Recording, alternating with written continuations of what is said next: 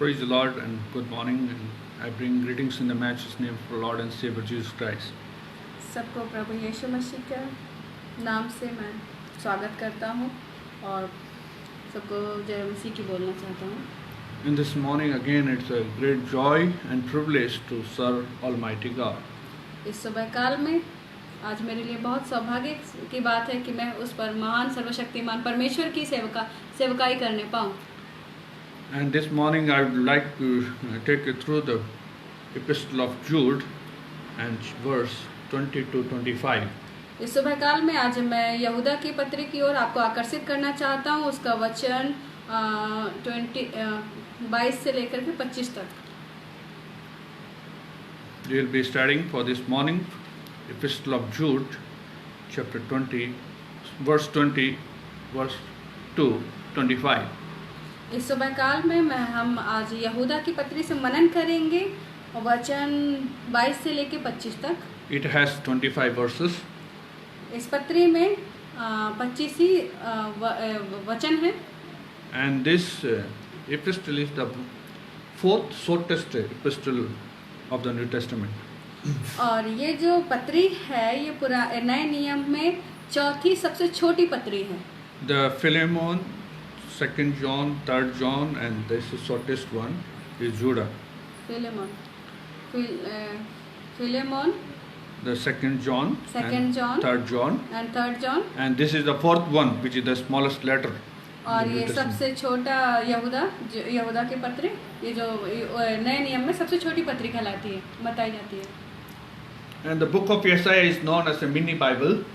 और जो book of यसाया की किताब है, जो यसाया की किताब, वो एक छोटी Mini Bible. पूरी बाइबल एक छोटी बाइबल बताई जाती है। Because it contains the 66 chapters. क्योंकि उसमें 66 अध्याय हैं। And so therefore it says that every single chapter present the one Bible, one book of the Bible. और वो बताया उसको पढ़ने से ऐसा मतलब कि है कि जब हम एक अध्याय पढ़ेंगे तो उसका जो एक अध्याय एक किताब को तुलना की जाती है। And the same way the book of Jude is epistle of Jude is it's understood, or it speaks the tablet Bible. और ये जो यहूदा की पत्री है इसको एक छोटी सी एक जो टिकिया होती है उसके समान बताया गया है। Or another word we can say is the chip Bible. और दूसरा एक बात एक शब्दों में बोलेंगे, वो जो चिप जो होता है जो हम लोग कंप्यूटर और मोबाइल में यूज करते हैं, वैसा एक पूरा बाइबल का उसमें है। Though it has a 25 verses, but it all speaks from the Genesis to book of Revelation. It contains every things in this book. यहाँ तक कि इसमें सिर्फ 25 वचन हैं और वो 1 से लेकर 25वें वचन में उत्पत्ति से लेकर के प्रकाशित वाक्य तक की सारी बातें यहाँ पर बताई जाती हैं उन वचनों में। Jude is the half brother of Jesus Christ. जो यहूदा था वो यीशु मसीह का भाई था। He was not among the 12 disciples, but he was after the resurrection of Jesus, he believed in Jesus and he was committed for the service of God. वो यीशु मसीह का जब यीशु मसीह इस धरती पर थे उस समय वो उनका चेला नहीं था, लेकिन जब यीशु मसीह मुर्दों में से जी उठे उस समय उसने विश्वास किया ये वो व्यक्ति है उसका जो कि परमेश्वर को जानने वाला है। And when we read the chapter 1, means verse 1, it speaks about that he is the bond servant of Christ. और जब हम पहला वचन पढ़ते हैं यहूदा की पत्री का तो वो उसमें इस तरीके से लिखा हुआ है कि वह परमेश्वर का एक दास है, यीशु का दास है, बंधुआ दास है। There are three concepts of the servant in the Old Testament. One is the brought servant, another is bond servant, and third is the bound servant. एक पुराने नियम में तीन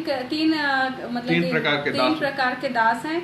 एक तो बॉन्ड खरीदा हुआ, ब्रॉट। अच्छा, ब्रॉट खरीदा हुआ दास, बॉन्ड सर्वेंट, और जो उन दासों का जन्मा हुआ दास, and third is a bound servant और बॉन्ड सर्वेंट।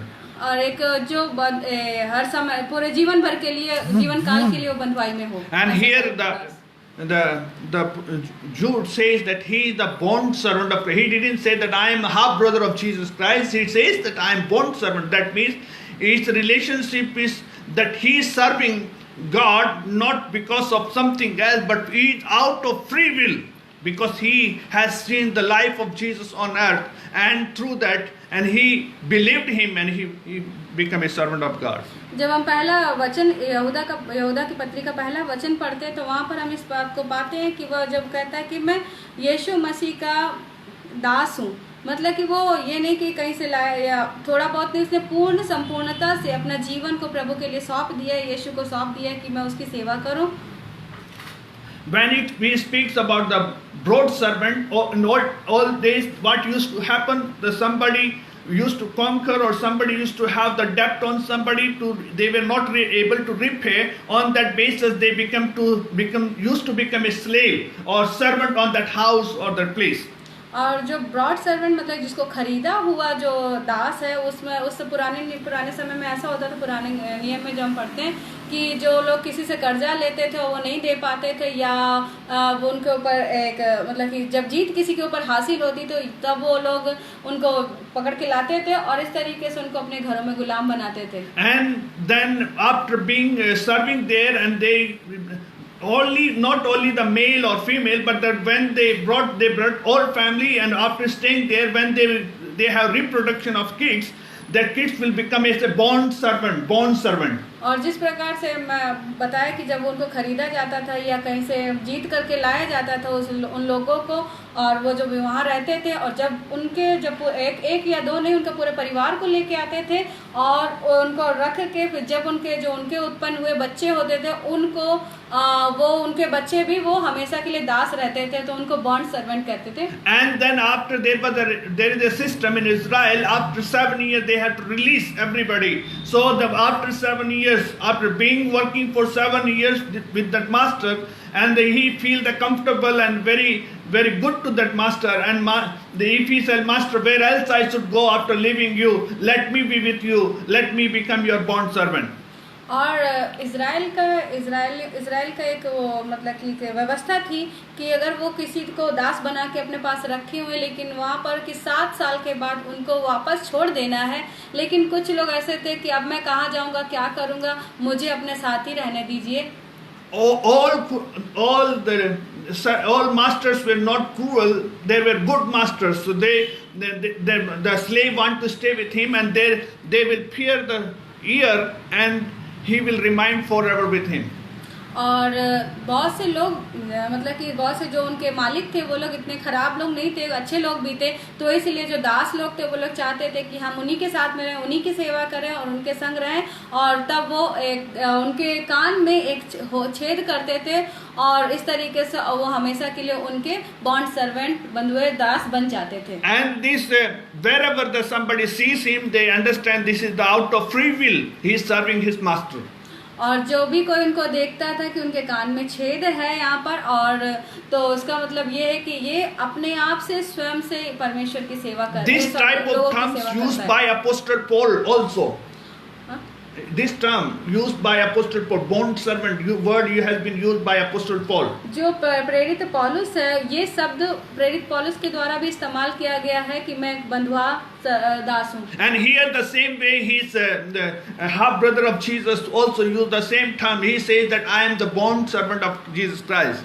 और यहाँ पर भी यहूदा भी यही शब्द को बोलता है कि मैं यीशु का भाई हूँ, बंदी दास हूँ. Dear friends, according to the same word, you and I also we are a bond servant of Christ. We are not pressurized to become a servant of God. We are not pressurized to become a pattern of the servant of God. But we, out of free will, out of our desire, out of willingness, that we have committed our life to serve Him as long as we live on this earth.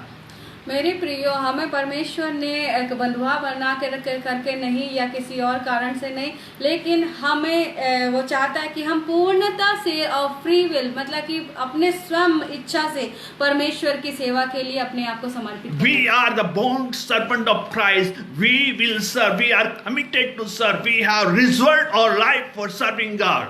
हमने अपने परमेश्वर को अपना जीवन दे दिया है और हमने उसको अलग करके परमेश्वर को दिया कि ताकि हम परमेश्वर के संपूर्णता उसकी सेवा करने पाए और उसके बॉन्ड मतलब कि उसके बंधुए दास बन जाएं. Let it be it or pray. Let it be or pray. God, here I am. Use me. I want to be presented in front of you. I want to be used by you, Lord. और Lord, it's our prayer. Lord, use me. I want to be used by you as your servant, bond servant. और जो bond यहाँ पर हम देखते हैं, जो बंधुआ जो दास हैं, जो हम मतलब कि परमेश्वर से हमारी प्रार्थना हो जाए कि प्रभु हम आपके दास और दासी हैं और हमें परमेश्वर को इस्तेमाल कर और हम तेरी सेवा तेरी महिमा के लिए इस्तेमाल होना चाहते हैं. And this is the last epistle of general epistles. और ये जो एक साधारण पत्री सामान्य पत्रियों की, सामान्य पत्रियों की आखिरी पत्री है. And it says that this is the only the letter or epistle which directly deals to the false teaching and doctrines. ये सिर्फ एक लौता जो पत्री है जो कि जो फाल्स मतलब कि गलत जो शिक्षाएं हैं, गतिविधियां हैं, उनको सीधा संदेश देती है. Other apostles they deal with this topic, they deal with these things, but this is the only letter dedicated and committed to prevent or to protect the people of God from the false doctrines and the wrong doctrines. और भी अलग दूसरी पत्रियां हैं जिसमें ये मतलब कि गलत शिक्षाओं के बारे में लिखा हुआ है, लेकिन ये पूर्णता बताती है कि ये गलत जो शिक्षाएं हैं उनसे कैसे बचना है. Dear friends, now I would like to bring you to the scripture portion what we are going to study today. सुबह काल में आज मैं वो भाग को लेके आना चाहती हूँ जिसके ऊपर हम लोग मनन करेंगे. Jude verse 20 and 21 we will be reading first. यहूदा का 20 और 21 पहले हम पढ़ेंगे. It says, but you beloved, building yourself up on your most holy faith, praying in Holy Spirit, keep yourself in the love of God, looking for the mercies of our Lord Jesus Christ unto eternal life. पर हे प्रियो, तुम अपने अति पवित्र विश्वास में गठ कर पवित्र आत्मा में प्रार्थना करते हुए अपने आप को परमेश्वर के प्रेम में बनाए रखो और अनंत जीवन के लिए उत्सुकता से हमारे प्रभु यीशु मसीह की दया की बाट जोते रहो. Verse 20 and 21 it speaks we have to look inward. जो 20 और 21 वचन है वो इस तरीके से कहता है कि हमें अपने अंदर आत्मा को देखना है. We have to find out ourselves what is our status in God. हमें अपने आप में देखना है, अपने आप को देखना है कि हम कहाँ पर प्रभु के साथ कौन से स्तर पर हैं. The first thing, keep yourself in the love of God. पहली बात, हमें अपने आप को परमेश्वर के प्रेम में बनाए रखना है. In the love of God means God has loved us even when we were ungodly to Him. परमेश्वर ने हमसे प्रेम किया है, उस समय भी प्रेम किया था जिस समय हम प्रभु से प्रेम नहीं करते. Romans 5:6 says. रोमियो के पत्री 5:6 बोलता है. It says, for when we were still without strength, in due time Christ died for ungodly. और जब हम मैं एक बार पढ़ूंगी इसको. Romans chapter 5 verse 6. Romans chapter 5 verse 6. Romans chapter 5 verse 6. Romans 5:6. Romeo पत्री 5:6. जब हम निर्बल ही थे तब ठीक समय पर मसीह भक्तिहीनों के लिए मरा. It doesn't mean that Jude doesn't say, or it doesn't mean that live in a such a way to make yourself lovable to God. और इसका मतलब ये नहीं है कि it means Jude doesn't mean that you have to make yourself too lovable to God. और इसका मतलब ये नहीं, ये जूड जो है जो ये ऐसा नहीं बोल रहा है कि हमें अपने आप को कि परमेश्वर का प्रेम के जैसा वो चाहता वैसा बनाना है. But it says that keep yourself in the love of God means keep yourself in harmony with the God's ever-present love. इसका मतलब ये है कि हमें परमेश्वर के साथ बने रहना है और उसके प्रेम में, उसके आनंद में बने रहना है. That love with the God has ever-present love, we have to have harmony with that. और जो उस परमेश्वर ने जिसने अनंत का एकदम अद्भुत जो प्रेम हमसे किया है, उस प्रेम के साथ हमें खुश और आनंदित रहना है। What does it mean when it says that keep you in yourself in the love of God? इसका मतलब क्या है कि हम परमेश्वर के प्रेम में अपने आप को बनाए रखें। You should understand that what it means when Bible says that God loved the ungodly. और जो बाइबल बताती है कि परमेश्वर ने मतलब कि परमेश्वर ने उनसे भी प्रेम किया जिनसे वो जो परमेश्वर को जानते भी नहीं थे। And the significant idea is the twisted in a consideration. The word we said God loved ungodly. This is the word to consideration. और जिस प्रकार से यहाँ पर बताया गया कि परमेश्वर ने उन लोगों को प्रेम किया जिन्होंने परमेश्वर से प्रेम नहीं किया था। For an example, let's understand it. मैं कुछ उदाहरण के साथ आपको समझाना चाहूँगा। Consider the sinner who defend himself practiced by saying God loves me just I am, or just I am the way I am. जिस प्रकार से एक पापी है और वो कहेगा कि वो जैसा भी है, जिस परिस्थितियों में भी है, जैसी स्थिति में भी है, वो परमेश्वर जब उससे प्रेम करता है उस तरीके की बात को बताता है। That means the sinner says, okay, if I am doing wrong, still God is loving me. और जब एक जो पापी है और जो गलत काम करते हैं वो मतलब कि वो ऐसा कहता है कि हाँ मैं गलत हूँ, लेकिन इस ऐसी अवस्था में भी प्रभु मुझसे प्रेम करता है। The implication in that another way he says, of course I am a sinner, but I should do better some things that I should love God. और हो सकता है इस तरीके के मतलब कि परमेश्वर ने मैं जैसा भी हूँ लेकिन मुझे और अच्छा करने की कोशिश करनी चाहिए ताकि मैं और भी प्रभु से प्रेम करूँ और गॉड भी मुझसे प्रेम करे। That fact that God loves him reflects the God's goodness and not his own. When the God loves it, not because he doing something good, but because God is good, he is showing his love. हाँ, हमसे जब परमेश्वर प्रेम करता है इस कारण नहीं कि जो कि हम बहुत अच्छे हैं या हमें कुछ अच्छाई है, लेकिन नहीं, वो परमेश्वर का अपार प्रेम वो हमसे प्रेम करता है। Dear friends, मेरे प्रियो, you need to understand when a sinner says, because I have done, God loves me the way I am, but still because I am a sinner, I need to do something good that I should become more lovable to God. मेरे प्रियो, यहाँ पर परमेश्वर इस प्रकार से कहता है कि हाँ वो हो सकता है जो मतलब पापी है वो कितनी भी गलतियाँ करे, लेकिन उस समय वैसी अवस्था में भी परमेश्वर उससे प्रेम करता है, इसलिए हमें और भी उसके प्रति अपना मतलब प्रेम जगाना है और प्रेम करना है उससे, ताकि हम परमेश्वर के प्रेम में बढ़ते जाओ, उस परमेश्वर के प्रेम को भी अपने जीवन में पाएं। Is it the right attitude? ये क्या सही एक स्वभाव है? No. नहीं, This is not right attitude. ये सही स्वभाव नहीं है। Means I am sinner, but I should become less sinner. God doesn't demand that.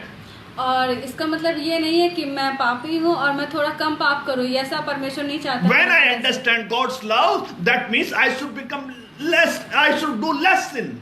जब हम परमेश्वर के प्रेम को समझते हैं तो इसका मतलब ये नहीं कि जो मैं पहले पाप कर रहा था उससे थोड़ा कम पाप करना कम कर दूं। But it means I am great to the God even loves me. That means the concept sometimes that a sinner feel, I am so great that the reason God loves me. और जब कई बार ऐसा है कि जो पापी है कि बहुत ज़्यादा गलतियां पाप कर रहा है, लेकिन वो फिर कहता है परमेश्वर ने मुझसे प्रेम किया, उसका प्रेम मेरे ऊपर आया है तो मैं थोड़ा कम करूं। इसका मतलब ये नहीं कि हमें पाप में बने रहना है। That means the sinner cannot boast. I am something great. और इसका मतलब ये नहीं कि पापी अपने आप पर घमंड करे हो। Why he loves me? Because I am something. He sees me. That's the reason he loves me. और इसका मतलब ये नहीं है कि अपने ऊपर वो घमंड करे कि मैं पापी हूँ और मैं गलतियाँ भी कर रहा हूँ और वो परमेश्वर उन सब बातों से खुश है और मैं सब कुछ अच्छा है। But dear friends, मेरे प्रियो, God is so great that he loves even me. मेरे प्रियो, परमेश्वर महान है यहाँ तक कि उसने हमसे भी प्रेम किया है। Attitude must be not because I am great, but attitude must be because God is great. That's why he loves me. हमारा स्वभाव ये नहीं है कि क्या कहते हैं कि हम बहुत अच्छे हैं इसलिए परमेश्वर ने हमसे प्रेम किया है, लेकिन ये परमेश्वर की महानता है कि उसने हमसे प्रेम किया है। God's love extended everywhere. परमेश्वर का प्रेम सभी के प्रति प्रभाव है। As God loves me, God loves anybody. जिस प्रकार से परमेश्वर ने मुझसे प्रेम किया, परमेश्वर किसी से भी प्रेम कर सकता है। Nothing can separate us from it. हमें ऐसा कुछ भी, ऐसी कोई चीज नहीं है जो कि हमें उस प्रेम से अलग कर सके। Nothing can separate us from the love of God. ऐसा कुछ भी नहीं है कि ऐसी कोई ऐसी चीज नहीं है जो कि हमें परमेश्वर के प्रेम से अलग करे। But we can only deny ourselves to benefit the God's love. हाँ, ये बस हमें ये करना है कि हमें अपने आप को डिनाई करना है कि हम परमेश्वर No, sometimes we deny to get the benefit. God loves everybody, but we deny to get the benefit of God's love. Okay, so परमेश्वर हमसे प्रेम करता है, लेकिन कई बार हम उस चीज़ों को नकारते हैं, उस परमेश्वर की उन आशीषों को, उस फायदों को नहीं लेना चाहते हैं। People who do not keep themselves in the love of God end up living as they are in dark side of the moon. लोग अपने आप को परमेश्वर के उस प्रेम में बनाए नहीं रखते, लेकिन वो अपने आप को दूर रखते हैं और वो एक अलग मतलब कि एक अंधकार में रहने की कोशिश करते हैं। The sun is always there. और सूर्य जो है वो हर समय है। Sun is always shines. और सूर्य है वो हमेशा चमकता है। That means the love of God is always available. इसका मतलब ये है कि परमेश्वर का प्रेम सदैव बना है। Now for an example, we are here in India, we are in the sunlight, but there are some people other side of the world, for them it is not. They are not having the light because they have night there, but for us in the day, it's the day here, the light is shining. Sun will be remind the sun today, this morning, the sun is in India, night time it will be in America or other part of the world, but it will be reminded the same. But sometime now we are receiving the light, but some part they are receiving darkness. अगर हम देखें कि जब परमेश्वर के प्रेम को किस प्रकार से कि परमेश्वर का प्रेम सबके लिए है, लेकिन फिर भी हम अंधकार में रहते हैं। और जब हम सूर्य को एक उदाहरण को देना चाहते हैं, सूर्य है वो हमेशा अपनी ज्योति और अपने स्थान पर चमकता है। और ऐसा हो सकता है कि हाँ, आज भारत देश में अभी इस समय सूर्य चमक रहा है, लेकिन दूसरे भाग में, संसार के दूसरे भाग में अंधकार है। मान लीजिए कि अमेरिका में अंधकार, इसका मतलब ये नहीं है, लेकिन परमेश्वर का प्रेम सदैव स्थिर है। For an example, Luke chapter 15. मैं एक उदाहरण के लिए लूक 15 को बताऊंगा।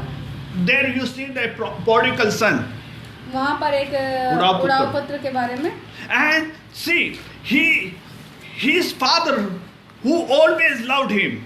वहाँ पर उसका जो बेटा है, पिता है, वो उसको हमेशा प्रेम करता है। But the son, because of his own ignorance, because of his own rebellion, he left his house and he left the benefit of his love. और उस जगह पर जब हम देखते हैं कि जो उसका बेटा है वो बहुत ही रिबेलियंस या क्या बलवा करने वाला और वो उस प्रेम को उसने नहीं पहचाना और उसमें हर समय उसका विरोध करने वाला जो उसका पुत्र वो उससे अलग हो गया। Though he was away from father, but father is still waiting and having love toward his son. यहाँ तक कि वो जो मतलब कि बेटा उससे अलग हो गया, लेकिन वो जो पिता है उसके हृदय में उसके प्रति प्रेम था और वो उस समय भी उसका इंतजार कर रहा था। Dear brothers and sisters, मेरे प्रिय भाइयों और बहनों, God loves you immensely. Doesn't matter what you are and how you are doing, but sometimes because we sin, we are neglecting the blessing or benefit of His love. मेरे प्रियो, परमेश्वर आज भी आपसे बहुत प्रेम करता है, लेकिन हम अपने पापों के कारण या अपने स्वार्थ के या कुछ ऐसी बातों से जो कि हम परमेश्वर के प्रेम को नहीं समझ पाते और उससे अलग होते जा रहे हैं और हम अपने जीवन में वो आशीषों को प्राप्त नहीं कर पाते। That's the reason you should understand that you should keep in the love of God. इसका मतलब यही है कि हमें अपने आप को परमेश्वर के प्रेम में बनाए रखना। His love is all over, but you should always reception of His benefit of His love always.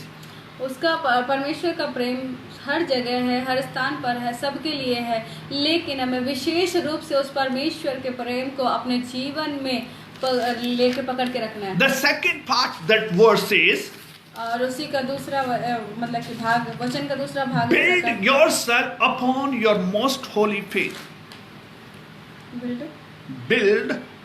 Building yourself upon your most holy faith.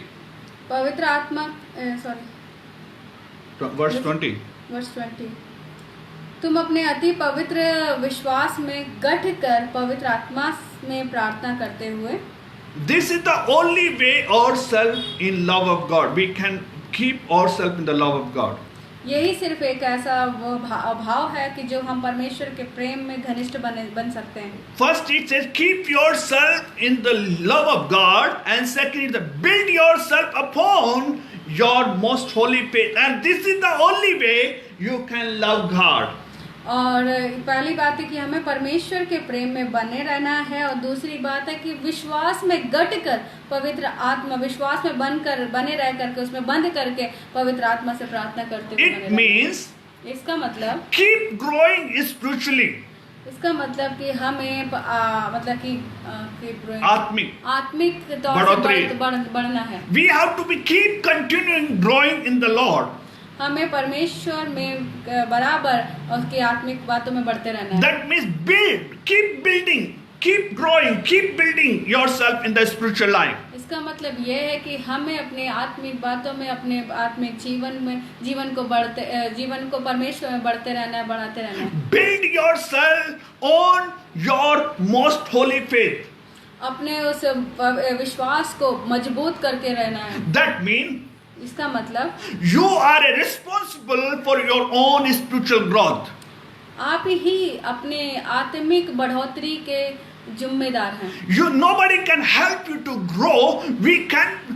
Somebody can be inspiration to you, but you are the responsible for your own spiritual life. हो सकता है कुछ लोग आपको मतलब कि प्रेरणा दे सकते हैं, वचन सिखा सकते हैं, बातों को बता सकते हैं, लेकिन हम स्वयं ही अपनी आत्मिक उन्नति के जिम्मेदार हैं। Dear friends, प्रिय भाइयों, spiritual life doesn't happen in a sudden. और जो ये आत्मिक जीवन है ये एक मिनट में और ऐसे कुछ चुटकियों में नहीं होता है। It doesn't happen just happen. और ये इसका मतलब ये नहीं कि जस्ट अभी ऐसे ही हो गया। Or it will not expected from other to make to happen to you. और इसका मतलब ये भी नहीं कि कोई दूसरा आपके लिए कुछ करे और ऐसा हो जाए। No, it has the spiritual growth is a process, and it has to be have continuously. You have to build yourself in the most holy faith. और जो ये आत्मिक बढ़ोतरी है, आत्मिक जीवन जो है वो एक समय लगता है और वो धीरे धीरे चीजें, और ये हमें स्वयं हमें अपने जिम्मेदार है कि हमें उसमें बढ़ना है और हमें आगे बढ़ते जाना है। What the Jude, the writer says about, he says that man is wicked and the deceiver even pretend or penetrated in the church. और यहाँ पर जो लेखक है वो कहता है कि जो ये मनुष्य है वो एक धोखेबाज है, and even they have entered in the church. और यहाँ तक कि वो चर्च को भी, कलीसियाओं को भी बिखेरता है। Don't think that everybody in church is having the same mind. There are some people, the critical spirit is there. और इसका मतलब ये ना समझे कि चर्च में जो है वो सब लोग एक ही मन के हैं, एक ही आत्मा के। कुछ लोग ऐसे हैं जिनके अंदर द्वेष की आत्मा है। Somebody want to pull us down. They don't want to grow us, but they are pulling us down. और कुछ लोग ऐसे भी हैं कि जो कि हमें नहीं चाहते कि हम परमेश्वर में, उनकी आत्मिक बातों में बढ़े, वो हमें नीचे गिराना की कोशिश करते हैं। Dear friends, if you give your life to somebody to make you grow in a spiritual, sometimes you may get badly hurt in your spiritual life. और यदि मेरे प्रियो, यदि आप किसी और को अपने जीवन को देते कि कोई मेरे जीवन को बढ़ाए और आत्मिक बातों में, आप बहुत ही बुरी तरीके से मतलब कि घृणित, मतलब कि हर्ट हो सकते हैं। And even sometimes you may get so hurt, as well as sometimes they may lead you to astray from God. और कभी कभी ऐसा भी हो जाता है कि इतने ज़्यादा आप हर्ट हो जाते हैं, मतलब कि हृदयघातित हो जाते हैं कि वो आप परमेश्वर से अलग हो जाते हैं। Hurt is such a thing, once it happens, it breaks down everything. और हर्ट जो है, जो हृदयघात है, वो कभी ऐसा भी हो जाता है कि हम अपने आप में टूट जाते हैं। Never make anybody your role model. Your role model must be our Lord Jesus Christ. आप मेरे प्रियो, आप किसी को भी अपना कोई भी किसी इंसान को देख कर अपना मतलब कि एक क्या Role model, नमूना ना बनाए, लेकिन हमेशा यीशु को देखते हुए आगे बढ़ते जाएं। Everybody has their own limitations. So when you give somebody your life to grow spiritually, sometimes you may get very badly hurt. So you are your own responsible. Make yourself growing in the Lord. Yourself you have to make. मेरे प्रिय, दूसरों को देख करके आप अपने आप को मतलब कि न बढ़ाए, लेकिन हम हमेशा परमेश्वर की ओर देखते हुए और उसकी आत्मिक बातों में बढ़ते जाना। It is true. ये सत्य है। Somebody can help you or provide you atmosphere or favorable situation where you can grow spiritually. हो सकता है कि कुछ लोग हो सकते हैं कि जो कि आपको ये मतलब कि सौभाग्य दें और मतलब आपको आगे बढ़ आत्मिक बातों में आगे बढ़ने के लिए वो करें। Somebody can make a resource or atmosphere to make you grow spiritually. हो सकता है कुछ लोग आपको परमेश्वर की आत्मिक बातों में बढ़ने के लिए वो कर सकें। But no one can make another person grow in his relationship with God. Nobody can help you to grow your spiritual relationship with God. और मेरे प्रियो, कोई भी हमें परमेश्वर के साथ जो संबंध बनाना है उसमें बढ़ने के लिए nobody can help you to your personal growth. कोई भी हमें हेल्प नहीं करे, मदद नहीं कर सकता। ये सिर्फ हमारा स्वयं का एक वो हो जाए, निर्णय हो जाए कि हमें परमेश्वर में बढ़ना है। Atmosphere, we can make a atmosphere for you to build up, to grow, but ultimately it is you have to have the relationship with God. हो सकता है कुछ मतलब कि ऐसा वातावरण बन सकता है कि हम परमेश्वर में बढ़े, लेकिन सबसे बड़ी चीज वही है कि हमें स्वयं एक निर्णय लेना है कि हम परमेश्वर में बढ़ते जाएं, उसके आगे उसमें बढ़ते जाएं। Scripture demands us that on your most holy faith, the most holy faith is same faith that once had given for delivered to all the saints. हाँ, जो वचन किस प्रकार से बताता है कि विश्वास में गट कर पवित्र आत्मा में बने रहो। And here verse 3 says, और यहाँ verse 3 says, जो वचन 3 इस प्रकार Beloved, हे प्रियो, while I was very diligent to write to you concerning our common salvation, जब मैं उद्धार के विषय तुम्हें लिखने का हर संभव प्रयत्न कर रहा था, but I found it necessary to write to you, exhort your content earnestly for your faith which has once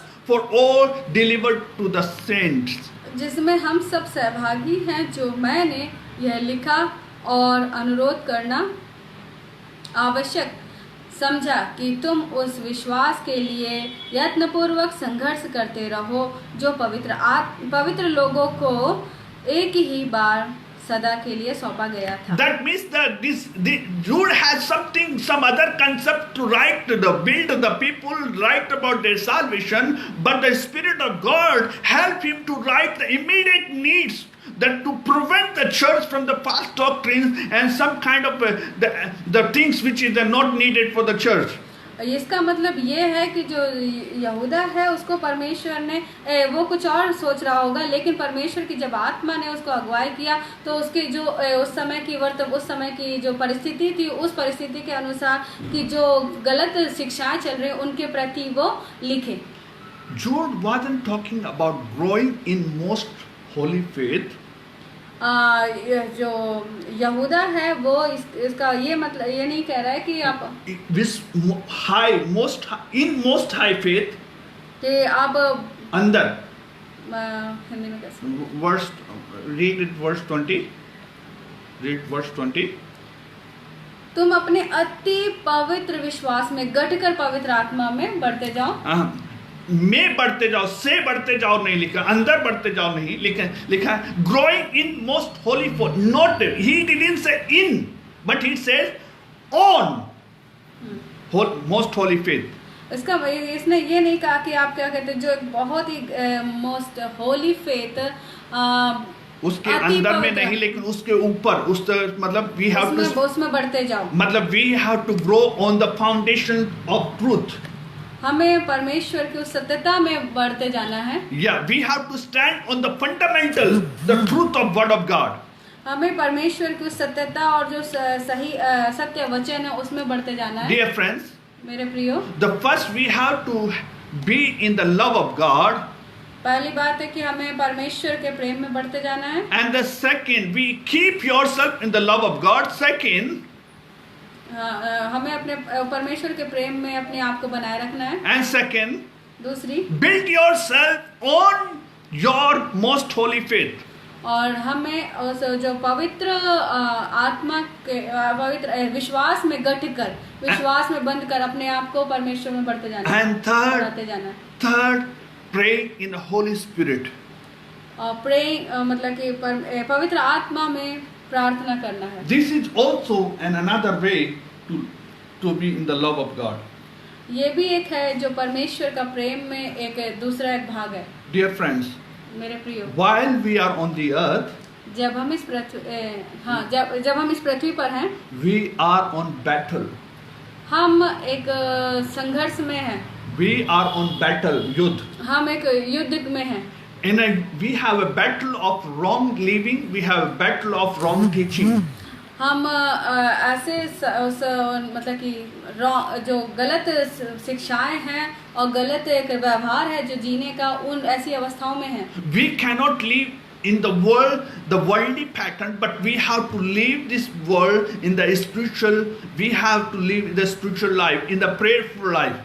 हम इस संसार में जब रहते हैं तो हम इस संसार के तरीके से नहीं रह सकते हैं, उनके तरीके से, लेकिन हम इस संसार में रह करके हम अपने आत्मिक बातों में बन के रहना है। Our battle is not of this world, but our battle is the spiritual battle, and because we have a spiritual battle, we need the Holy Spirit. This Holy Spirit in that we need to pray in.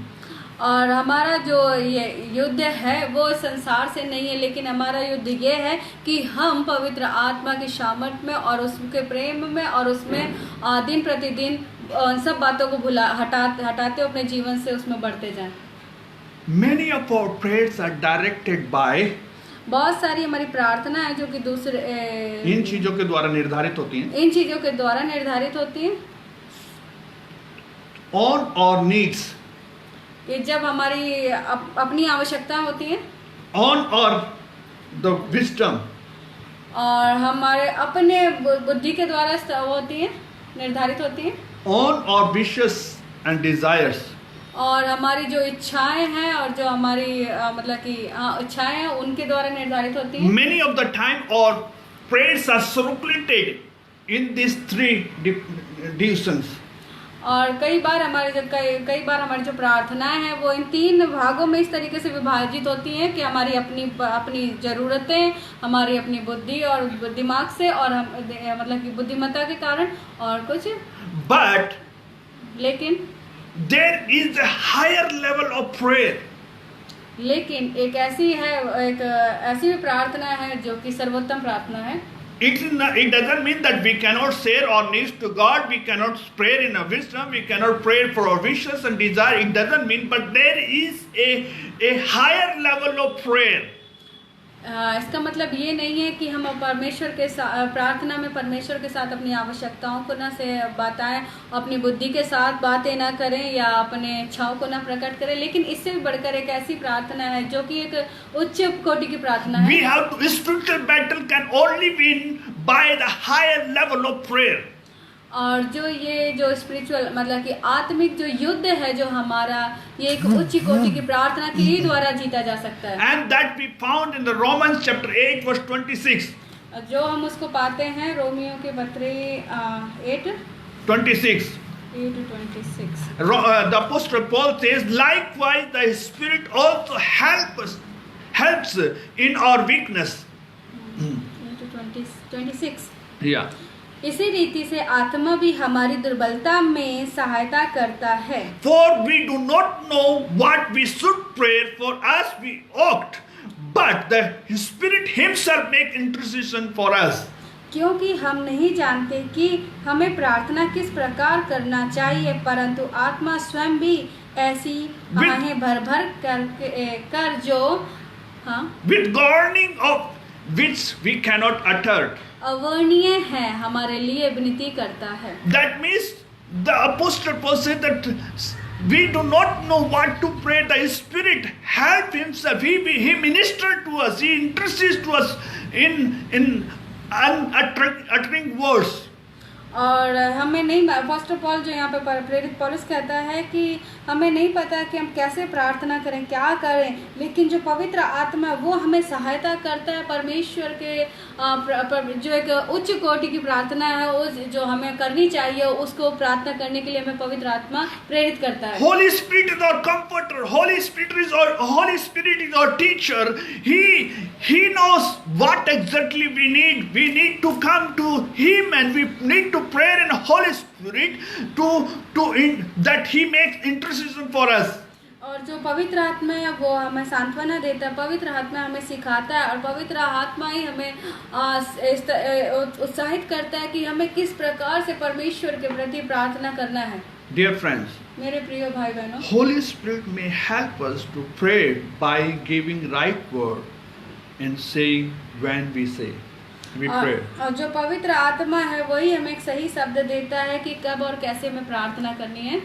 We do not know what to pray, but Holy Spirit help us to pray in the right time for right things. और हमें नहीं मालूम है क्या प्रार्थना करनी, कैसे प्रार्थना करती, लेकिन जो पवित्र आत्मा है वो हमें सिखाता है और बताता है कि कौन से जगह पर कैसी और किस प्रकार प्रार्थना करनी है। Sometimes Holy Spirit help us, though we do not know what we are speaking, what we are asking for, we are feeling something emptiness in our heart, but the Holy Spirit may do it through the gift of tongues.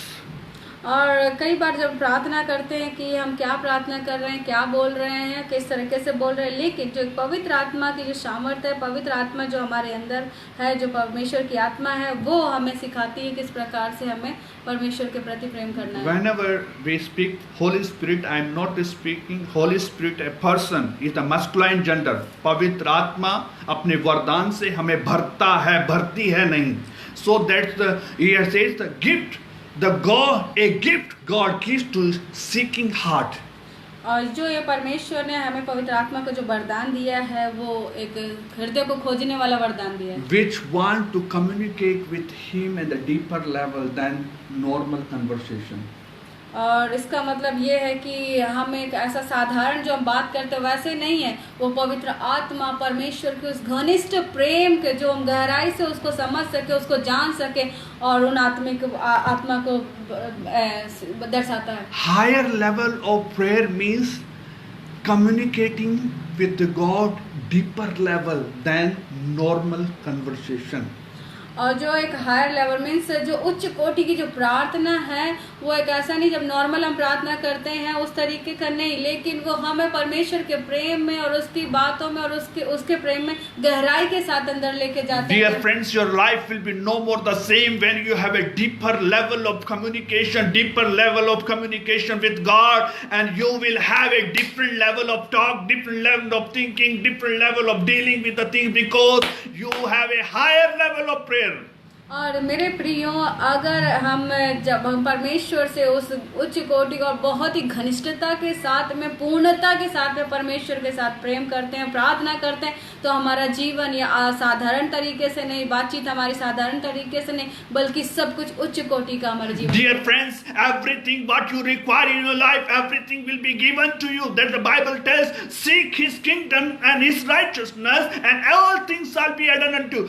Your focus must be not the temporary things, not the material things, but your things should be spiritual battle, because we have spiritual battle. We need a Holy Spirit to work on this matter. So we need a deeper level of communication with God. जो Bible कहती है कि तू उसके स्वर्ग और उसके स्वर्ग राज्य की खोज कर, पहले उसके राज्य उसके धर्म की खोज कर, और वो सारी वस्तुएं जो तू चाहता है उसे मिल जाएंगी। सेम वे जब हमारे जीवन में वो एक उच्च कोटि का जो परमेश्वर चाहता है वैसा घनिष्ठ प्रेम और वो उस आत्मा के द्वारा प्रार्थना करना नहीं होगा, तब तक हम इस तरीके से कुछ मतलब कि नहीं प्राप्त कर सकते हैं। लेकिन मेरे प्रियो, वो हमें चाहिए कि जो इस संसार में जब हम रहते हैं और यहाँ का जो एक ये जो संसार का जो युद्ध है, जो हमारा आत्मिक युद्ध है, उसमें हम विजय प्राप्त कर सकते हैं जब हमें ये उच्च कोटि का और परमेश्वर के घनिष्ठ संबंध है। Praise God. And fourth, looking for mercies of Jesus, Lord Jesus Christ unto eternal life. Fourth is कि परमेश्वर के साथ में हमारे अनंत काल के साथ रहना। The verse 21, verse 21, verse 21, yeah. अपने आप को परमेश्वर के प्रेम में बनाए रखो और अनंत जीवन के लिए उत्सुकता से हमारे प्रभु यीशु मसीह की दया की बाट जोते रहो। बाट जोते रहो। This is the third way to keep ourselves in the love of God. और ये तीसरी बात है, तीसरी बात, Third. हाँ, तीसरी बात है कि हमें परमेश्वर के प्रेम में अपने आप को बनाए रखना। The first to be in the love of God, that we experience the benefit of His love, because His love is universal. So get benefit of His love. इसका पहली बात जो थी कि हमें परमेश्वर के प्रेम में बने रहना है और उसके प्रेम से जो हमें एक उसके फायदे को लेकर के बने रहना है। And the second, we should remain in the love, in the love of God. Second, it said the building yourself in the most holy faith. और दूसरी बात है कि हमें अपने आप को एक उच्च कोटि के विश्वास में अपने आप को बनाए रखना है। That means you have to keep growing in your faith, in your spiritual life. इसका मतलब ये कि हमें अपने आत्मिक जीवन में दिन प्रतिदिन बढ़ते जाना है। And third, our battle is a spiritual battle. Therefore, we need the Holy Spirit to minister to us, and Holy Spirit to have a deeper relationship with Him. और हमें तीसरी बात यह है कि परमेश्वर की पवित्र आत्मा में बने रहना है और वो पवित्र आत्मा परमेश्वर के एक गहरे प्रेम के साथ हमें ले जाता है और उसमें हमें बने रहना है। Dear friends, मेरे प्रियो, we keep blessed hope Jesus coming or Jesus return soon. हम एक धन्य आशा अपने जीवन में रखते हैं कि हमारा यीशु मसीह दोबारा इस पृथ्वी पर आएगा। Jesus is coming soon. ये कि यीशु हमारा जल्दी वापस आएगा। There is one song, नीले आसमान के पार जाएंगे, देगा सारा जहां, हम मिलेंगे और वहां पर उसकी स्तुति करेंगे। We have a blessed hope that Jesus is coming soon.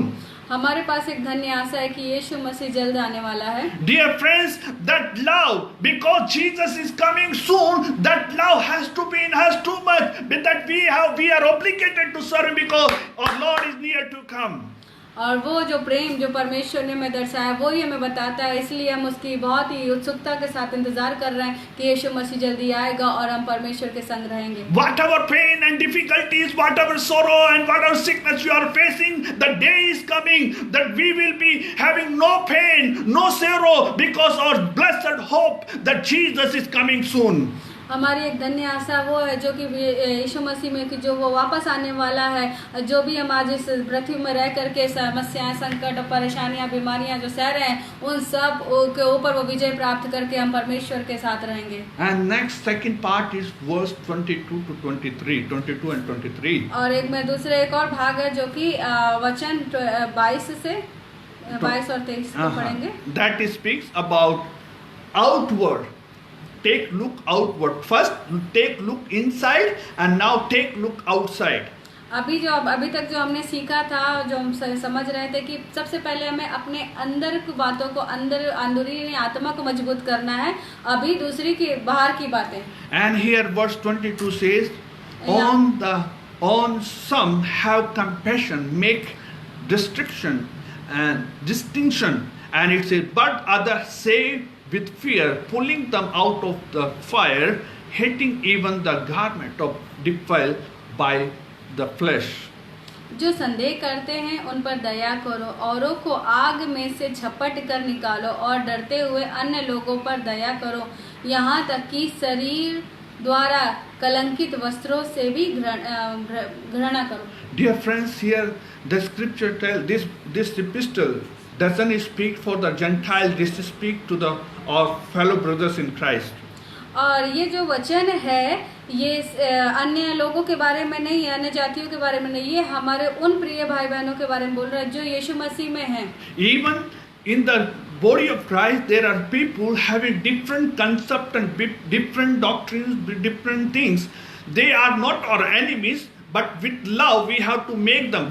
Definitely they are going for destruction. They are taking away because they are believing in the wrong doctrine, having wrong concept. But this is our desire to save them, protect them, bring them to the right way in the Lord. मेरे प्रियो, अभी तक हम लोग अंदर की मतलब कि हमारे आत्मिक जीवन जो में मजबूत रहना था। दूसरी बात ये कि हमें अपने स्वभाव, अभी जो प्रेम मसीह में जो स्वभाव है उसको प्रकट करना है। और जो हमारे लोग हैं वो विश्वास करते हैं लेकिन वो एक गलत तरीके से विश्वास करते हैं, उनको हमें परमेश्वर के प्रेम को दिखाकर वापस लेके आना है। We have to be compassionate on them. They are misleaded. They are misunderstood the scripture. Help them to understand rightly and have compassion on them to save. और मेरे प्रियो, हमें अब उनके प्रति दया दिखानी है और जो गलत तरीके से मतलब कि उनको गाइड किया गया है और उनको उनका मार्गदर्शन किया गया, उन सब बातों से उनको निकाल करके हमें सही परमेश्वर के प्रेम में लेके आना है। Using wisdom, we approach different people in the different manner by being sensitive to the Holy Spirit. परमेश्वर का जो ज्ञान को हाँ, परमेश्वर के ज्ञान हर को एक लोगों से अलग अलग प्रकार से हम बातें करते हैं, पवित्र आत्मा जैसे अगुवाई करता है। That's what the meaning. And the Holy Spirit help us to approach. Yesterday we ministered to somebody, we ministered in the different way, and today God is asking to minister someone. It may not be the same pattern. God is asking to reach them to the different. So we should be the sensitive to the Holy Spirit. हमें परमेश्वर की आत्मा में हमेशा बने रहना है, उससे मांगते रहना है कि कई बार हम एक ही बात मतलब कि कुछ अलग बातों को डील करते हैं और फिर दोबारा कुछ ऐसी बातें होती जो कि वो अलग तरीके से उनको करना है। We can know when we should comfort. हमें मालूम होना चाहिए कि हमें किस समय सांत्वना देना है। And when we have to rebuke. हमें ये भी पता होना चाहिए कि हमें कब किसको ताड़ना देनी है। We should understand where to comfort and where to warn or where to rebuke or correct somebody.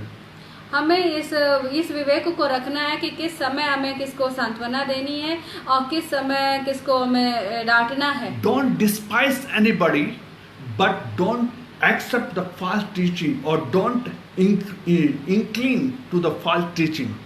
आप किसी को डिस्पाइस मीन्स तिरस्कार, हाँ, किसी की बातों का तिरस्कार नहीं करना है और but you should not incline with the false teaching. लेकिन हमें उन गलत शिक्षाओं में भी बनना नहीं है। As a brother, I love him, but when the doctrinal matters comes, I have a difference with him. We have to make him understand on. जिस प्रकार से हम भाई हैं आपस में हमें एक दूसरे के साथ बने रहना, लेकिन जहाँ पर हमें मतलब कि सिद्धांत की बातें हैं, जो सही सिद्धांत जो यीशु मसीह जो चाहता है, उन सिद्धांतों के साथ में हमें उनके साथ में मिलना नहीं है। They should help him by or through love. और ये हमें सिखाना है कि उस परमेश्वर के प्रेम के द्वारा कि वो कहाँ सही और कहाँ गलत है। We have to reflect the love of God.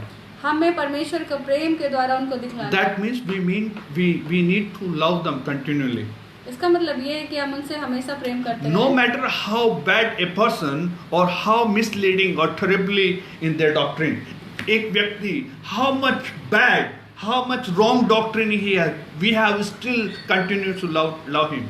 और एक जो व्यक्ति है उसके अंदर कितनी भी गलत बातें और कैसे भी बहुत ही गलत व्यवस्थाएं शिक्षाएं हैं, लेकिन यही एक आत्मिक जन का सिद्धांत होना चाहिए कि हमें उसे बराबर उससे प्रेम करना है और उन्हीं प्रेम में बने रह करके उनको सही राह पर ले आना है। We are not allowed to hate them, but we are unconcerned of their salvation. We are not unconcerned of their salvation. हमें ये अधिकार नहीं दिया गया है या हमें ऐसा नहीं सोचना है कि हम उनको छोड़ दें, लेकिन हमें उनके उद्धार के बारे में हमेशा सोचते चिंतित करना है। We have to pray for them. उनके लिए निरंतर प्रार्थना करना। So here Jude tells that we have to be snatch somebody from fire. इसलिए यहाँ पर जो यहूदा है वो कहता है कि हमें औरों को आग से झपट कर निकालना है। The compassion often means watching over somebody. और कंपैशन जो है एक दया भाव, वो इसका मतलब ये है कि किसी के ऊपर हमेशा एक दृष्टि बनाए रखना। Means thinking when this thing will change, when he will be right way. So having watch on them. इसका मतलब ये है कि उसके ऊपर दृष्टि करते रहें जो व्यक्ति गलत है और गलत राह में चल रहा है, कि हम उनको किस प्रकार से उनको वापस लेके आ सकते हैं परमेश्वर में और सही राह दिखा सकते हैं। Save others with fear. और हमें बचाना है, डरते हुए बचाना है। Fear that he is my brother and sister. He is my brother, my sister. I have to save him. और उनको बचाना है, ये हृदय रखते हुए कि ये मेरे प्रभु में ये मेरे भाई और बहन है। And then when you do, you may need to pull out of the fire, but never be too much pride. और आपको When you bring somebody out of fire, you should not feel pride that I have saved. It's God has saved him. Okay, इसका ये नहीं कि अगर आपने किसी को बचाया है तो अपने आप में घमंड नहीं करना है, लेकिन ये हमेशा याद रखना है कि इसको परमेश्वर ने बचाया है। You are the channel to save somebody's life, but you are not the resource. The God is the resource. God in His mercies, God used you to save somebody. We should be humble enough before God. God, thank you that you have allowed me to minister this person. हमें अपने ऊपर गर्व नहीं करना है कि ये जो आग, ये जो मतलब कि आग में जा रहा था, कहने का मतलब जो उसके जीवन में सब खत्म होने जा रहा था, ऐसे व्यक्ति को आपने छुड़ा के लाया और अपने ऊपर आप घमंड करें। लेकिन नहीं, हमेशा ये कहना है कि नहीं, ये परमेश्वर का सौभाग्य है, उसने जो मुझे सामर्थ्य दिया उसके कारण मैं आज ये काम कर पाया हूँ। Next verse 24 and 25. और जो आगे के 24 और 25 वचन है, And that says, look upward. इसका मतलब ये है कि हमें ऊपर की ओर देखते हैं। To God be all glory. हमारा जो एक लक्ष्य है वो महिमा का लक्ष्य होना The चाहिए। first, we have to look inward. जो पहला वो बिंदु था वो कि हमें सबसे पहले अपने अंदर आत्मा देखनी है। We have to be self-evaluate. We have to be spiritually growing. और दूसरा कि हमें स्वयं अपना मूल्यांकन करना है कि हम कैसे परमेश्वर की आत्मा में मजबूती से बढ़ रहे हैं। Nobody can help you, or spiritual growth doesn't happen in a second. It's a continuously process. और कोई भी आपकी मदद नहीं कर सकता है। ये जो आत्मिक उन्नति है ये धीरे धीरे अपने समय पर बढ़ती है। And second, we have to look on outward. और दूसरा कि जो परमेश्वर का जो आत्मिक स्वभाव जो उसने हमें दिया उसको हमें बाहर दिखाना है। That means having compassion for saving somebody from the fire.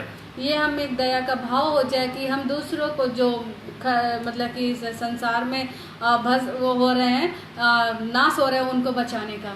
And third, look upward. और तीसरी बात हमें ऊपर की ओर देखना है। Verse 24 and 25 says, वचन 24 और 25 इस प्रकार कहता है, Now to him who is able to keep you from stumbling अब जो ठोकर खाने से तुम्हारी रक्षा कर सकता है and to present you faultless before the presence of his glory और अपनी महिमा की उपस्थिति में With तुम्हें निर्दोष और with exceeding joy आनंदित करके खड़ा कर सकता है। to God our Savior, उन अद्वैत परमेश्वर हमारे उद्धारकर्ता की महिमा, who alone is wise, be glory and majesty and dominion and power both now and forever.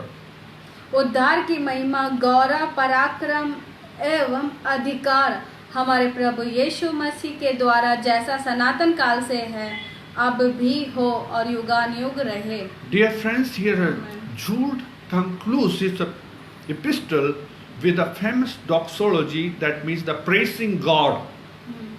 यहाँ पर जो यहूदा है वो यहाँ पर मतलब कि एक उसका संक्षिप्त में कर रहा है कि जो कि सब बातें परमेश्वर की महिमा के हो जाएं। And in the doxology he brings two things. और जो ये परमेश्वर की महिमा का बारे में है वो दो बातें बताता He है। says that God's care, परमेश्वर का मतलब परमेश्वर हमारा ख्याल करता है। and second, of our destiny. और हमारी डेस्टिनी मीन्स लक्ष्य. हमारा लक्ष्य. So one, who is able to keep from struggling. जो हमें मतलब कि ठोकर खाने से बचाता है. Jude's message of warning and do might depress or disgrace his readers. यहूदा का जो लेख है या संदेश है वो लोगों को ठोकर, इतनी सारी बातें यहूदा ने लोगों के लिए बताया तो उससे लोगों को ठेस पहुंच सकता है. लेकिन but his original readers desire is to keep them safe from all false doctrine. जो यहूदा का जो एक मतलब कि व्यक्तिगत इच्छा है कि वो अब सब परमेश्वर के लोगों को, अपने लोगों को गलत शिक्षाओं से बचा के रखे. And by hearing the message of Jude, the even a strong believer must have fear. They may thinking this much restriction, very few people will go to heaven. और जब हम मतलब यहूदा का जो मैसेज है इसमें जब हम देखते हैं कि अगर इसको सुन करके जो एक स्ट्रांग विश्वासी है, मतलब मजबूत विश्वासी, वो भी सुन करके डर जाएगा और डर जाए और कहेगी कि क्या मैं स्वर्ग में जाऊंगा. Because after all of us has, from small or big mistake, all of us has done. और जब हम देखते हैं अपने आप को मतलब कि मूल्यांकन करें कि हम कहीं ना कहीं कभी ना कभी गलती जो करते हैं. And by seeing that all mistakes you will evaluate, you will say, I am not worthy to go to heaven. और हम ये सोचेंगे कि अपने आप का इस तरीके से मूल्यांकन करेंगे कि हम इस योग्य नहीं कि हम शायद स्वर्ग में रह जाएंगे. That's the reason the apostle, that's the reason the Jude writer reminds us that the answer lying on the power of God to protect you from destruction. और इसलिए यहाँ पर जो लास्ट में जब हम पढ़ते हैं कि उसने परमेश्वर को जो महिमा है उसमें हमें बने रहना है और जो कि हमें वो नाश होने से बचाएगा. Dear friends, we are not saved because of our ability or because of our strength, but here says, who is able to keep you from struggling. हम अपनी कुछ योग्यताओं के द्वारा नहीं बचाए गए हैं, लेकिन हमेशा कि कौन है जो कि हमें इस ठोकर खाने से बचा सकता है. God is able to keep you. You yourself cannot keep. सिर्फ परमेश्वर ही है जो हमें ठोकर खाने से, समस्याओं से बचा सकता है, ना कि हम अपने आप को बचा सकते हैं. Our God is able to protect us.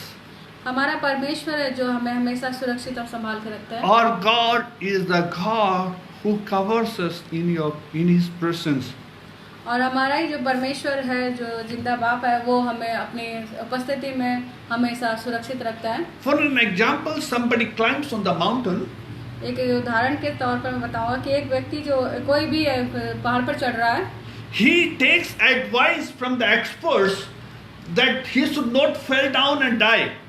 और वो हमेशा एक जो एक्सपर्ट होते हैं, जो अच्छे मतलब कि अनुभवी लोग होते हैं, उनसे पूछते हैं कि ऐसे कि मैं ऊपर चढ़ूं तो मैं गिरूं ना, और कैसे चढ़ूं. The same way in our life, that when we want to grow, we have a expert. God is our expert. He says that He is there to protect us. He will keep us from all harms. उसी प्रकार से हमारा परमेश्वर जो सर्वव्यापी है, सर्वज्ञानी है, उससे हमें सीखना है और वो हमें वहाँ तक पहुँचने में सहायता करता है, उस महिमा में पहुँचने के लिए सहायता करता है. If we are connected with God, we cannot fall. यदि हम परमेश्वर के साथ में अपना संबंध बराबर बनाए रखते हैं तो हम नहीं गिरेंगे. He keeps us safe. वो हमें संभाले रखता है. And it says, Jude chapter 1 verse 1 says, यहूदा पहला वचन इस प्रकार कहता है. There we find that the reality of really who is really responsible for or keeping us safe. Jude begins the letter addressing, saying, verse 1 says, Jude, a bound servant of Jesus Christ, the brother of James, to whose, he says, who are called and sanctified by God the Father, preserved in Christ Jesus. यीशु मसीह के दास और याकूब के भाई यहूदा की ओर से उन बुलाए हुओं के नाम जो परमेश्वर पिता में प्रिय तथा यीशु मसीह के लिए सुरक्षित हैं। We are preserved in Jesus Christ. हम यीशु मसीह में बचाए गए और सुरक्षित हैं। Nothing to fear. Keep on going serving God. हमें डरने की आवश्यकता नहीं है, लेकिन हमें परमेश्वर की सेवा करते रहना और उसमें बढ़ते जाना है। We have to grow in the love of God in daily basis. हमें दिन प्रतिदिन परमेश्वर के प्रेम में बढ़ते जाना है। Verse 21 says, keep yourself in the love of God, looking for the mercies of our Lord Jesus Christ unto eternal life. अपने आप को परमेश्वर के प्रेम में बनाए रखो और अनंत जीवन के लिए उत्सुकता में हमारे प्रभु यीशु मसीह की दया की बाट जोड़ते रहो। Philippians chapter 2 verse 12 and 13 says, Philippians chapter 2 verse 12 and 13 says, 2 verse 12 and 13 says, therefore, my beloved, as you have always obeyed, not as my presence only, but now much more in my absence, work out your own salvation with a fear and trembling. For it is God who works in you both to will and do for His good pleasures. स्मरण करो कि तुम लोग उस समय मसीह से अलग और इज़राइल की प्रजा कहलाए जाने से वंचित थे, प्रतिज्ञा की गई वाचा के भागीदार न थे और आशाहीन तथा संसार में परमेश्वर रहित थे, परंतु तुम जो पहले मसीह यीशु से दूर थे, अब मसीह यीशु के लहू के द्वारा उसमें समीप लाए गए हो। Verse 12 and 13, chapter 2. Chapter 2, verse 12 and 13. Yeah. So, here, He is able to keep us in Christ Jesus. परमेश्वर ईश्वर ऐसा है, वो ही योग्य है कि जो हमें उसमें अपने आप में बना के रख सकता है। Keep us spiritually safe in God's work. हमें परमेश्वर के कार्यों में आत्मिक तौर से बने रहना है। We are partner with the work of God. हम सब एक सहकर्मी हैं परमेश्वर के कार्यों में। As we have known that it's not simply that Christian life will grow, but it's all we have to process that we are a partner with Him in the work of God. परमेश्वर के कार्य में हम सहभागी हैं। And it says, before the presence of His holy, before His presence of His glory, exceeding joy. उसकी उपस्थिति में आनंद की भरपूरी है। उसकी उपस्थिति में आनंद की भरपूरी है। Therefore, we have to feel that always serving God is the great joy. इसका मतलब ये हमें समझना है कि परमेश्वर के जो हम कार्य करते हैं उसमें हमेशा आनंदित रहना है। It's nothing that should be harm you or that should be distress you, but there should be a overwhelmed joy to serve God. इसका ये नहीं है परमेश्वर की सेवा करना, परमेश्वर के कार्यों को करना, जिसका ये नहीं कि वो हमें नाश करने के लिए या हमें वो करने के लिए गिराने के लिए, लेकिन हमेशा परमेश्वर बढ़ते जाने के लिए। And who alone is wise, God Himself is the wise, be glory, majesty, dominion, power, both now and forever. सिर्फ परमेश्वर ही है जो महिमा के योग्य है, वो महान है, सामर्थी है। Dear friends, Jude doesn't mean, or he is not saying, or we can or we should these things as we should not do or we should not have these things. और ये जो यहूदा है इस तरीके से नहीं कह रहा कि ये चीजें होनी चाहिए और नहीं होनी चाहिए। What he is saying, वो क्या बताना चाहता है? we have to acknowledge, हमें ये जानना है, declare the truth about God's glory, glorify Himself. और ये जो सत्यता है वो स्वयं परमेश्वर उसके महिमा के बारे में बताता है। It's glorifying Him. कि वो परमेश्वर की महिमा। By saying this, that glory, be glory, majesty, dominion, power, both. When you say, it doesn't mean that He didn't have before. He since beginning He is ruling. He He is the full of glory. He is the majesty. He has dominion. He is the power. And forever, just what we are doing, we are acknowledging and giving thanks that our God, He is the only voice. हमारा परमेश्वर जो है वो सर्वदा ही वो महान था, सामर्थी था और परमेश्वर की महिमा से रहित, परमेश्वर की महिमा में था, इसीलिए वो महिमा के योग्य है। We are declaring. हम इस बात को घोषणा करते हैं। We are acknowledging. हम इस बात को जानते हैं। That He is alone is voice. कि वही स्वयं एक है जो कि हम उसकी महिमा करें। When it says forever, now and forever, both now and forever. इसका जब जहाँ पर लिखा कि आज और युगान युग तक, this word has translated in different way, that is unto all ages. इसका इस तरीके से मतलब कि वो दिया गया है, क्या बोलते हैं, कि वो हमेशा सर्वदा के लिए है। Both now and forever, this can be translated in another word, unto all the ages. Means be glory, be majesty, be dominion, be yours forever and ever. That means for all ages. और जो यहाँ पर कि आज और युगान युग परमेश्वर एक जैसा है, और उस प्रकार से उसका अनुवाद किया गया है कि unto all ages means कि वो हर एक युग में एक समान एक जैसा है। Dear friends, मेरे प्रियो, enemy cannot defeat us. जो शत्रु है वो हमें हरा नहीं सकता है। But because God is the greater. क्योंकि परमेश्वर महान है, सर्वोपरि है। He wins, and if we will only stay with Him, we are guaranteed that victory also belongs to us. यदि हम उसमें बने रहेंगे, और ये बात की मैं मतलब पूर्णतः 100% गारंटी करता हूँ कि हमारी विजय है। We have victorious God. क्योंकि हमारे पास एक विजयी परमेश्वर है। Jude book is full of warning. जो ये यहूदा की पत्री है, ये एक पूरी चेतावनियों से भरी है। But it closes with a supreme confidence in God. लेकिन जब इसका अंत, जब बुक में जो अंतिम वचन है वो एक परमेश्वर की अपार महानता के बारे में है। Dangerous times should make us trust in God, in mighty God. और जो ये बहुत ही खतरनाक जो एक समय जो है हमारे जीवन में जो होता है, वो इस तरीके वो हमें और भी परमेश्वर के नज़दीक में और परमेश्वर को पूर्ण भरोसा रखने के लिए सहायता करता है। When things are not favorable to us, things are tough, in the dangerous time, you should understand, trust Almighty God.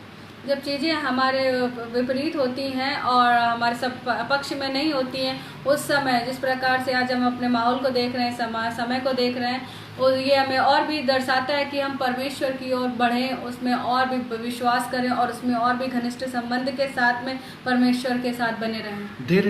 This epistle is full of warnings, but it ends with a supreme confidence in God. ये जो पत्री है वो पूर्णतः चेतावनियों से भरा है, लेकिन जब इसका अंत में देखते हैं कि वो हमें एक महान महिमान्वित परमेश्वर के ऊपर भरोसा रखते हुए अंत होता है। 3 things we have learned from here. यहाँ पर हमने 3 चीजों को सीखा है।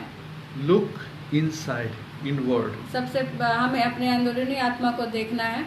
Your spiritual growth has to be developed by yourself. You are responsible for your own life. हमारी आत्मिक जीवन जो हमारा स्वयं का व्यक्तिगत आत्मिक जीवन है, वो सिर्फ हमें स्वयं ही हमें डेवलप करना है। Second, दूसरी बात, we have to see outward, look outward. और दूसरी बात है कि हमें दूसरों को भी देखना है। बाहर में, outside we have to see there are people with a false doctrine, there are people they have misled, but we should have a heart, have compassion on them and rescue them from fire, and that should not be happen with a pride, but a humbleness before God to be used. और हमें मतलब कि अपने स्वभाव को, जो आत्मिक स्वभाव हमें बाहर भी दिखाना है कि जो लोग एक गलत शिक्षाओं के कारण गलत राह पर चल रहे हैं और उनको हमें बचाने को, उनको संभाल के लेके उनको दया दिखाने की आवश्यकता है और उनको परमेश्वर में बनाए रखने की आवश्यकता है। And third, look upward. और तीसरी बात, हमें ऊपर की ओर देखना है। We have a blessed hope. Jesus is coming soon. हमारी एक धन्य आशा है कि हमारा यीशु मसीह जल्द आने वाला है। Jesus is now and forever. He is for be glory to Him, and majesty of Him, dominion and power belongs to Him. यीशु मसीह आज है और युगानुयुग बना रहेगा। उसी की महिमा और उसी का जो सामर्थ है वो हमेशा सदा सदा पर स्थापित है। Dear people of God, let us be joyful in the service of God. मेरे प्रिय प्रभु के लोगों, परमेश्वर के कार्यों में हमेशा आनंदित बने रहो। May God help us to have this whole concept in our lives. परमेश्वर हमारी सहायता करे कि ये सभी बातें हमारे जीवन में बनी रहें। May God help us to understand His love in our life. परमेश्वर हमारी सहायता करे कि परमेश्वर का प्रेम हमारे जीवन में बना रहे। May God be compassionate to us to reach unreached people. और परमेश्वर की दया हमारे ऊपर बनी रहे कि हम जो लोग उन लोगों तक पहुंच जाए जिन्होंने अभी तक परमेश्वर के बारे में जाना नहीं है। May God bless you richly. परमेश्वर आप सबको बहुत आशीषित करे। Jesus is coming soon. यीशु मसीह जल्द आने वाला है। Maranatha.